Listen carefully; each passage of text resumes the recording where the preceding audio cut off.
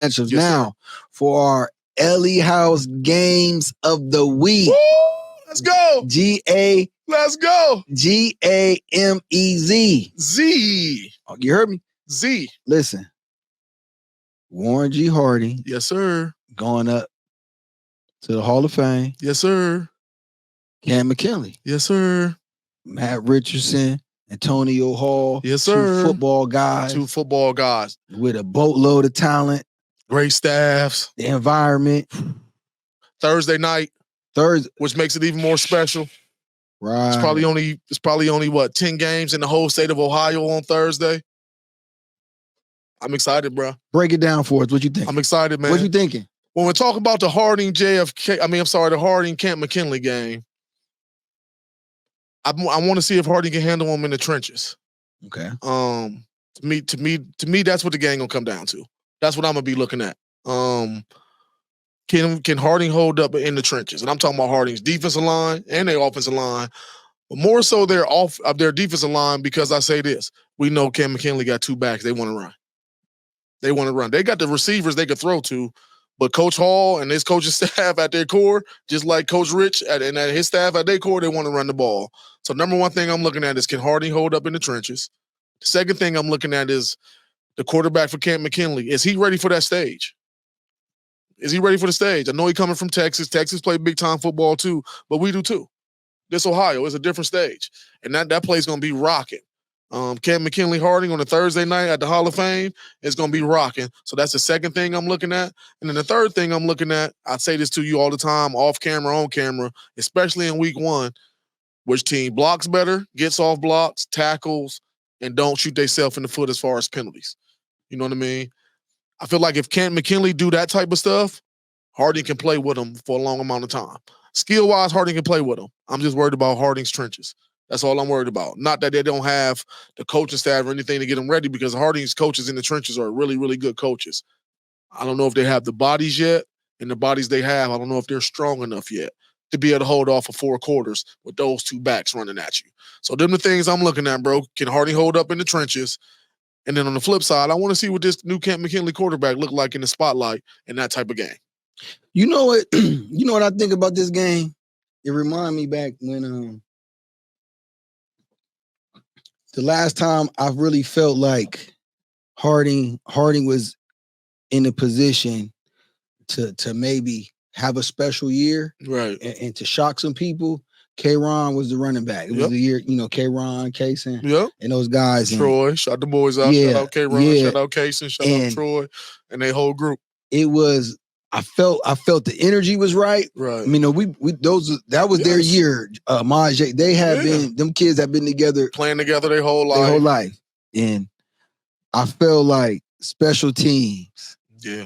Special teams, because I didn't sense a seed of doubt amongst those kids from that team. Right. In the opening kickoff, it was the year they played at Harding.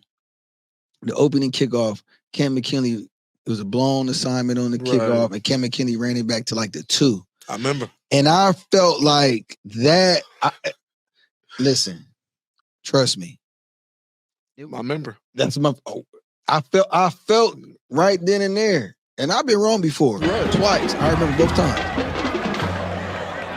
I felt like that was the season right there for Harding that year, because they believed, and then as soon as the opening kickoff came, it was like, nah. It was like, I understand what you're saying. So I think special teams in a game like this, where you got Coach Rich went, he probably won't mind a 14-17, a 14-10 game. Think about him playing for Trestle ball.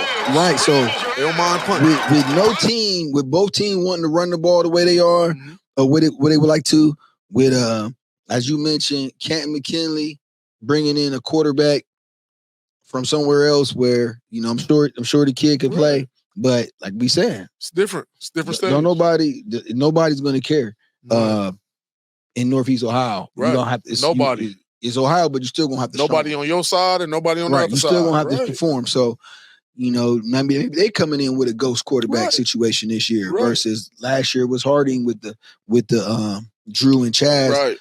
thing. So maybe they get maybe some passes a little behind. Maybe it's a tip ball. Under the lights, right? You never know what can happen. With that happen, but I think in a game like this where both coaches understand ball control and they know with so many players out there, because just as most times in the games like this, those big time players on offense are still on the other side of the ball. Yeah, they're playing both ways. Right. For sure. So trying to outscore a team that got just as many bullets or more than you might not seem advantageous for either team. So a game like this can be a lot of running and then a big special teams play, whether a muff kick or a big return can be the difference. So, I think you said 2 points, bro. 2 great points. Number one with the special teams. I think that's a great point. Mm-hmm. All right. I think that's a really good point. But another point, like you brought up without even bringing it up, bro, just talking about it is, I think Hardy needs something good to go well early. I was having this discussion with somebody earlier. Yeah, I'm saying if it's me, if I'm the head coach, ain't nobody, Warren, they'd be like, man, Stella was on the show telling Coach Richard what he should do. Ain't nobody saying that. I'm saying if it was me, if I'm the head coach, I got to put, I don't know. The coaches and Coach Richard know this. I don't know, but I'm saying whatever my best group is, I got to put you out there first in that game. Even in my philosophy, let's say my philosophy as a head coach is I like to defer or I like to kick off or whatever. Mm-hmm. Even if I got to go opposite what my normal is, in this type of game, new coach, new culture, we need early success. Week 1, early success.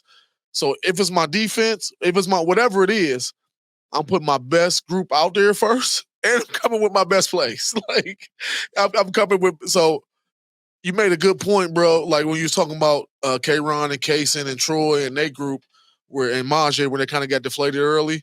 I think this year's group, you know what I mean, with everything that's kind of going on, needs something good to happen to them.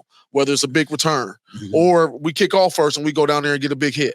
Right. Or we just go on defense and it's a 3 and out. 3 and out, yeah. I think they need something big to happen because Canton McKinley, they got some boys. Right. And it has to be something that symbolizes a shift in paradigm. Right. So that matches the culture and the energy we kind of been following all spring and all summer. Exactly. Let's kind of have something in these first 10 to 15 plays that we can kind of hang our hat on, because as a coach, like coaches know this too, every kid doesn't believe. Even when you got a good team. Even when you got a good team that's loaded like Cleveland Heights, St. Ed's, Hoban, Maslin, Canton McKinley, every team don't believe. Every player don't believe. But especially when you got a new regime coming in, let's get something good early. So all the kids in the locker room that's kind of self-doubt, they like, oh, I guess this is different. Let's go. Like, yeah, let's go. So I'm hoping for Harding they get something good to happen, because Canton McKinley got boys, and what I mean is they're gonna make plays. At some point, they got too many good players not to make plays. Absolutely. Nino Hill, Jamar Johnson, Dante McClellan, Keith Quincy, Big Dior Gardner on O-line and D-line. At some point, them boys going to make plays, and they're going to be at home, so they're going to be able to hit their momentum switch at some point. I feel like Hardy needs something good to happen early just so they can feel good about themselves in the game period. Absolutely. And we looking for an electric environment. You know, I always can't wait. I always like to speak on the environment. So all them people, all the fans and football community out in Canton, I know I don't got to tell y'all, but make sure y'all come out. You know what I'm saying? Light the house up for us. For sure.